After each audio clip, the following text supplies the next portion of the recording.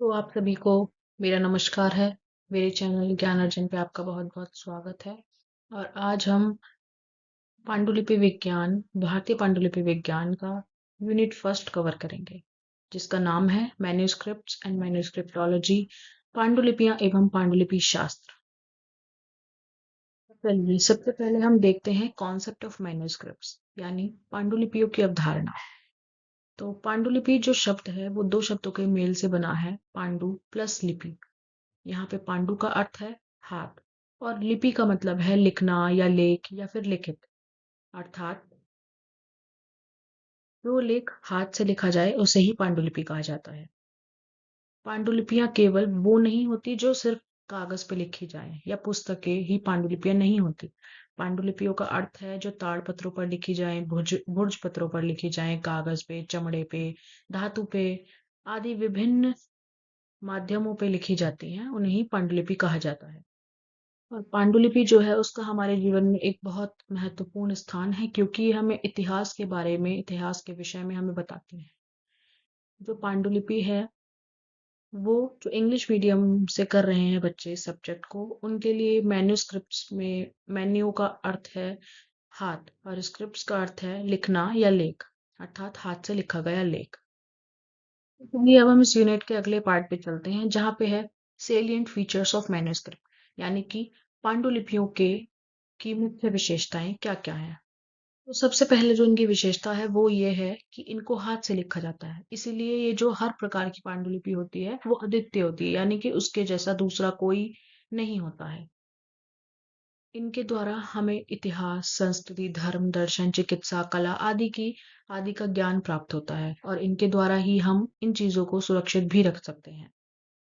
ये जो पांडुलिपियां हैं ये भोजपत्र, ताड़पत्र, कागज, कपड़ा, चर्म आदि पर लिखी मिलती हैं। और पांडुलिपियों को जो लिखा जाता है उनके लिए विभिन्न भाषाएं, विभिन्न लिपियां प्रयोग की जाती हैं, जैसे कि संस्कृत, पाली, प्राकृत, तमिल, ब्राह्मी, नागरी, शारदा, कुटिल आदि।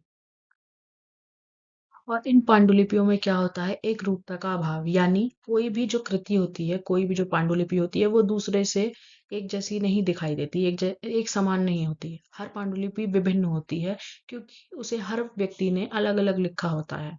उसके लेखक अलग अलग होते हैं, उसमें त्रुटियां अलग होती हैं, उसमें व्यक्तिगत शैली होती है, अलंकरण आदि अलग अलग सभी अपने अनुसार उसमें लिखते हैं।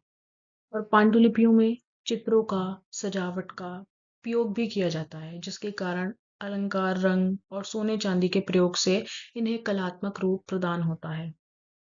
इनका अगली जो विशेषता है वो ये है कि ये क्षरणशील होती हैं, यानी कि प्रकृति, मौसम, नमी, कीट और समय के प्रभाव से ये जल्दी नष्ट होने वाली होती हैं, इसीलिए इनके संरक्षण की हमें आवश्यकता होती है। और समय के साथ जो पांडुलिपियां हैं वो नष्ट हो गई हैं, इसीलिए जो बची हुई पांडुलिपियां हैं उनको संरक्षित करना हमारे लिए और भी मूल्यवान और भी दुर्लभ हो जाता है। और जो हमारे यहाँ अलग अलग विभिन्न समुदाय हैं, उनकी जो छाप है, उनकी जो परंपराएं हैं, वो हमें भाषा, समाज और संस्कृति के विषय में बताती हैं, जिनसे हमें इन पांडुलिपियों के माध्यम से पता चलता है। तो यहाँ पे हमारे जो पांडुलिपियों की मुख्य विशेषताएं हैं, ये विषय यहीं पे हम समाप्त करते हैं। अब हम अगले विषय पे बढ़ेंगे। तो देखिए अब हम बात करेंगे टाइप्स ऑफ मैन्युस्क्रिप्ट्स, यानी पांडुलिपियों के प्रकार। तो जो पांडुलिपियां हैं उनको कई प्रकार में विभाजित किया गया है, उनके कई प्रकार हैं, परंतु मुख्य रूप से उन्हें दो भागों में विभाजित किया गया है। एक लेखन सामग्री के आधार पर और दूसरा लेखन शैली के आधार पर। तो सबसे पहले हम देखेंगे लेखन सामग्री के आधार पर। इसमें आता है भोजपत्र, यानी जो पांडुलिपियां कश्मीर में, हिमालय क्षेत्र में आदि में प्रचलित थी, वो सभी पांडुलिपियां भोजपत्र पर लिखी जाती थी। ये टिकाऊ होती थी, परंतु नमी और फफूंद के कारण, यानी फंगस के कारण ये प्रभावित हो जाती थी।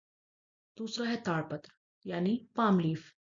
तो पांडुलिपि जो दक्षिण भारत, उड़ीसा, बिहार आदि में पाई जाती थी, वो ताड़पत्र पर लिखी होती थी।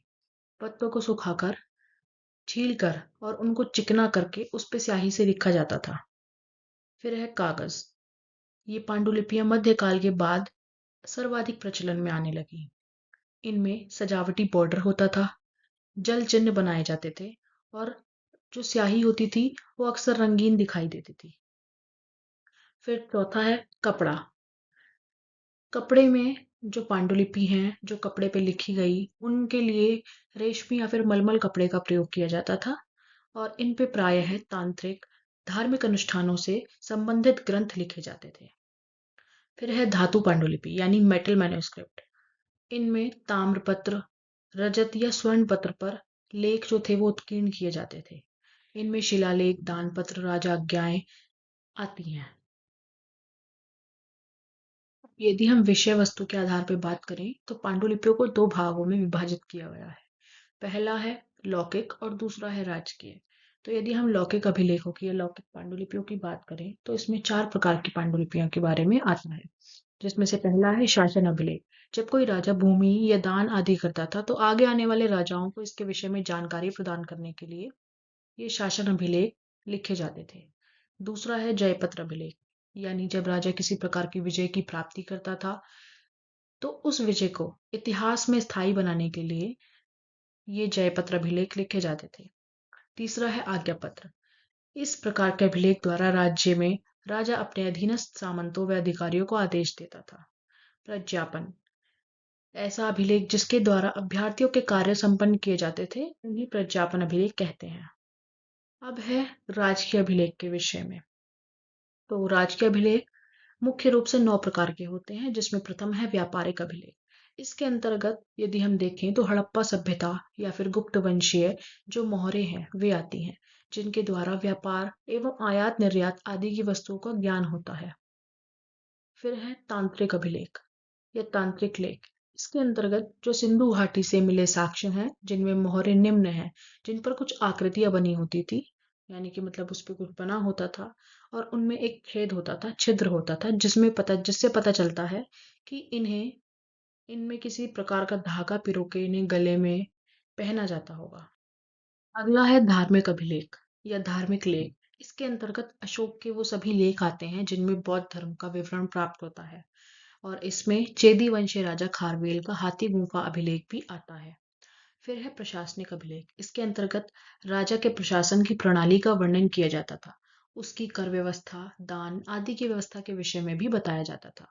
इसके अंतर्गत अशोक के लेख आते हैं। फिर है प्रशस्त्यात्मक अभिलेख। इसके अंतर्गत वे अभिलेख आते हैं जिनमें राजा की प्रशंसा की जाती है, जैसे कि प्रयाग प्रशस्ति एवं रुद्रदमन का गिरनार अभिलेख, जहाँ पे सुदर्शन नामक झील के पुनर्निर्माण के विषय में बताया गया है। फिर है दानात्मक अभिलेख। इसके अंतर्गत राजा द्वारा दिए गए दान का उल्लेख किया जाता है, जैसे गुहा दान, कुओं, स्तूपों, वेदिकाओं, भूमि आदि का दान। फिर है समर्पणात्मक अलेख। इसका प्रमुख विषय मूर्तियों की स्थापना एवं मंदिरों के निर्माण से है। पिपरवाह बौद्ध स्तूप, पिपरवाह बौद्ध कलश का लघु अभिलेख इसका प्रथम लेख है, जिसमें बुद्ध की अस्थियां मंजूषा का वर्णन है। इसका दूसरा उदाहरण है सूर्य मंदिर का निर्माण, जो कोणार्क में स्थित है। फिर है स्मृत्यात्मक लेख। यह वह अभिलेख होते हैं जिसमें किसी कार्य को किए जाने के पश्चात उसकी स्मृति में लिखे जाते हैं, जैसे रुद्र दमन द्वारा सुदर्शन झील के निर्माण का उल्लेख। इनमें अभिलेख की सविवरण तिथि, संस्मृत वीर का वंशक्रम, वीर तथा उसके पूर्वजों की उपलब्धियां, जन्म मरण आदि की घटनाएं उल्लिखित होती हैं।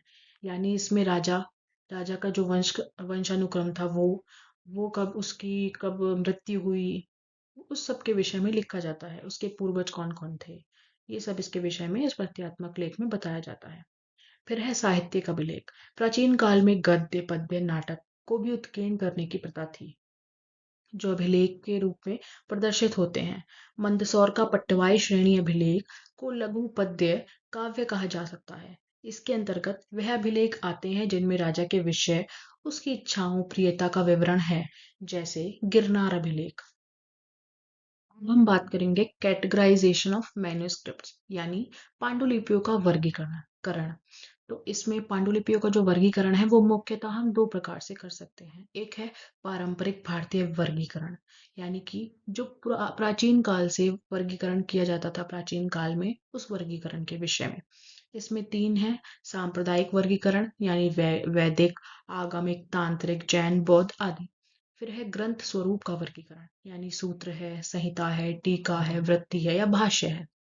फिर है उद्देश्य आधारित वर्गीकरण, यानी अध्ययन हेतु वर्गीकरण किया गया है, अनुष्ठान हेतु किया गया है, संग्रह हेतु किया गया है। फिर आता है आधुनिक अभिलेखीय वर्गीकरण, यानी कि जो आजकल के युग में वर्गीकरण किया जाता है अभिलेख का, वो किस प्रकार किया जाता है। पहला है भौतिक संरचना, यानी फिजिकल कंडीशन उसकी कैसी है, नाजुक है, क्षतिग्रस्त हो गया है, सामान्य है या फिर संरक्षित है। फिर है माध्यम आधारित, मीडियम वाइज, यानी ताड़पत्र है, भोजपत्र है, कपड़ा है, कागज है, धातु है, क्या है। फिर है सामग्री आधारित वर्गीकरण, यानी कंटेंट वाइज उसमें क्या लिखा है, साहित्यिक है, ऐतिहासिक है, विधि है, चिकित्सा है, धर्म है, दर्शन है, किस विषय में है। काल आधारित, यानी क्रोनोलॉजिकल, प्राचीन है, मध्यकालीन है, आधुनिक है या पूर्व औपनिवेशिक है। फिर है लिपि आधारित, यानी स्क्रिप्ट वाइज, देवनागरी लिपि में लिखा गया है, शारदा में लिखा गया है, बांग्ला, तमिल ग्रंथ आदि में। हम सबने इतना सब तो पढ़ लिया है कि हमें मैन्युस्क्रिप्ट क्या होती है, किस किस आधार पे लिखी जाती है, क्या उसका वर्गीकरण होता है, कैसे उसको डिवाइड किया गया है। तो अब हम ये क्यों ना जाने कि हम ये हमारा जो सब्जेक्ट है ये हमारे सिलेबस में या हमारे सेमेस्टर में ऐड किया गया है, तो इसके पीछे का रीज़न क्या है। तो हम उसके विषय में अब जानेंगे कि सिग्निफिकेंस ऑफ मैन्युस्क्रिप्टोलॉजी, यानी पांडुलिपि शास्त्र का क्या महत्व है। तो सबसे पहले है भौगोलिक महत्व। अगर हम पांडुलिपियों को अध्ययन करते हैं तो हमें उससे प्राचीन भूनाम, नदियों, पर्वतों, मार्गों, राज्यों का उल्लेख आदि के विषय में पता चलता है। किसी क्षेत्र की जलवायु, कृषि, व्यापार, मार्ग और पर्यावरण संबंधी विवरण भी हमें मैन्युस्क्रिप्ट से या पांडुलिपियों से मिलते हैं। क्षेत्रीय भाषाओं, लिपियों और सांस्कृतिक विविधता का प्रमाण प्रदान करती हैं। फिर है हमारा दूसरा ऐतिहासिक महत्व, यानी हमें इसके द्वारा राजवंशों, युद्धों, शासन व्यवस्थाओं और महत्वपूर्ण घटनाओं का प्रमाणिक स्रोत है। फिर है समाज समाज के विभिन्न कालों का सटीक कालक्रम, यानी कि समाज में क्या क्या चीजें हुई, उनके सटीक कालक्रम के विषय में हमें समझ एक प्रदान होती है। फिर हमें इसके जैविक इतिहास, विज्ञान, चिकित्सा और तकनीकी ज्ञान की प्राचीन परंपरा का रिकॉर्ड भी मिलता है। तीसरा है सामाजिक महत्व। अब हमें सामाजिक महत्व भी पांडुलिपियों से प्राप्त होता है, यानी प्राचीन समाज की संरचना जैसे वर्ण व्यवस्था, जाति व्यवस्था, वर्ग व्यवस्था, समुदाय व्यवस्था का विवरण भी मिलता है। रीति रिवाज, विवाह प्रथाएं, त्योहार, दैनिक जीवन और सामाजिक मूल्यों का चित्रण, शिक्षा, अध्ययन केंद्रों, विद्वानों और लोक ज्ञानों की परंपरा को समझने में हमें मदद प्राप्त होती है। फिर है धार्मिक महत्व। वैदिक, बौद्धिक, जैन, शैव, वैष्णव आदि परंपराओं के मूल ग्रंथ पांडुलिपियों में सुरक्षित मिलते हैं। धार्मिक मान्यताओं, पूजा पद्धतियों, संस्कारों और आध्यात्मिक विचारों का वास्तविक रूप विभिन्न मतों के उद्भव और विकास का प्रमाण प्रदान करती हैं। साहित्यिक महत्व। प्राचीन काव्य, नाटक, व्याकरण, अलंकार, पुराण, कथा साहित्य का मूल रूप मिलता है। अनेक लुप्त या खंडित ग्रंथों को पुनः स्थापित करने का आधार लेखकों की शैली, भाषा विकास और साहित्यिक परंपरा को समझने में सहायता मिलती है।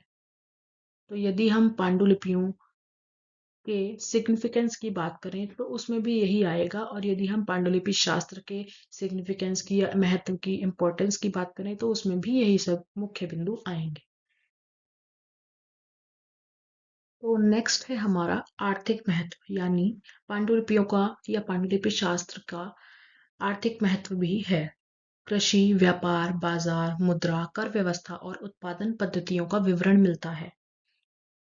फिर है विभिन्न कालों की आर्थिक नीतियां, यानी उनकी नीतियां क्या थी, क्या उनकी पॉलिसीज थी, उसके विषय में, व्यापार मार्गों के विषय में हमें पांडुलिपियों से ही ज्ञान प्राप्त होता है।